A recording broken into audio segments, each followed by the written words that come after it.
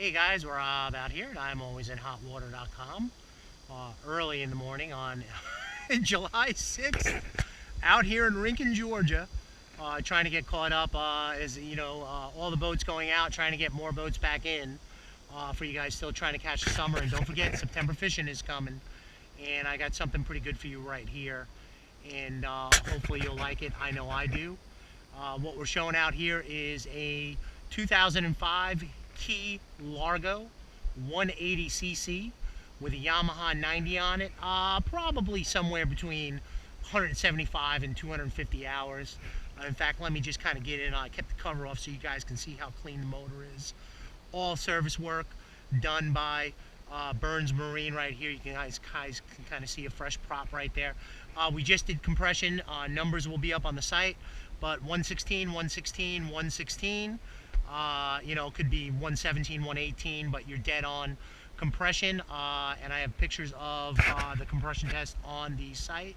And we're hailing with a Yamaha 90 TLR. Second owner, purchased in about 2008, 2009.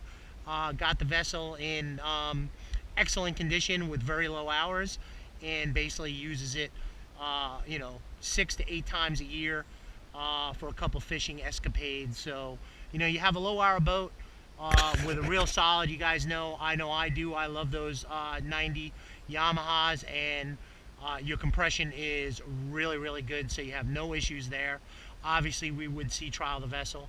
So what I'm going to do is kind of just walk around and give you the you know, what you can see, what I can see. First thing I do want to point out is the trailer readable VIN is going to need a little bit of work. The bunks need to be recarpeted. Tires are in great shape. Don't worry about that. And that's going to need to be replaced.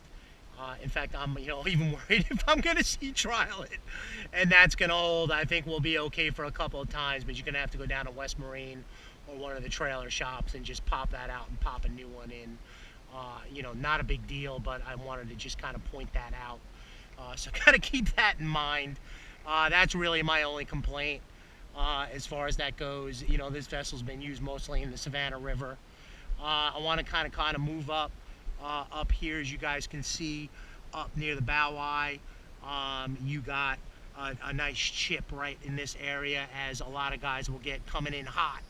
And cosmetically, really, that's my only complaint for a 2005 vessel. You'll have a couple little nicks. Trying to get you guys a video too. If I'm ducking down, kind of nicks. You got a little goober right there.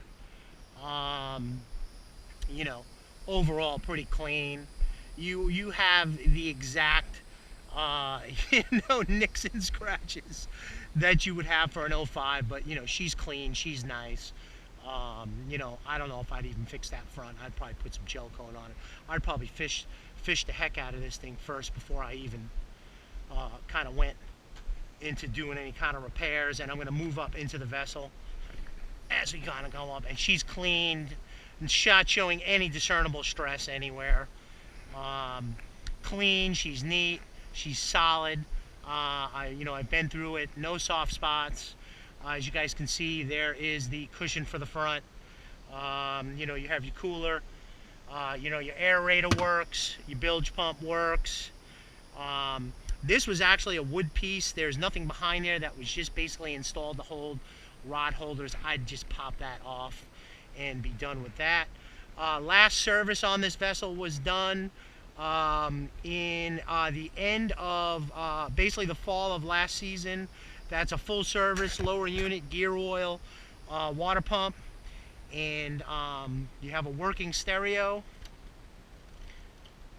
Vhf. There's all your switches. You got your rod holders on the side. Just a good, clean, solid boat with bimini. And you know, that's pretty much it. Nothing more, nothing less. She's in really nice shape. You got an engine in really nice shape, and I did just compression test it, so we're good there. It is Georgia registered and titled. The registration card would be the title. If we're going into South Carolina, then you would have to you know, title your motor, take a picture of the serial number and the hull ID. Keep that in mind. I can walk you through the process. prop, if I didn't even ask, basically that prop looks brand new. So you're good there. And really my only other note of interest, I just want to kind of walk you guys over into the bow cushion. As you can see, in good shape. Yeah, you got a little bit of fading and wear right here. Bimini appears to be in real nice shape as well. Everything, price is going to be listed up on the site. The only thing is not going to come with this vessel but is available for purchase is this Raymarine Dragonfly 7. This was purchased back in, I think, August or September of last year for about $650 to $700 new.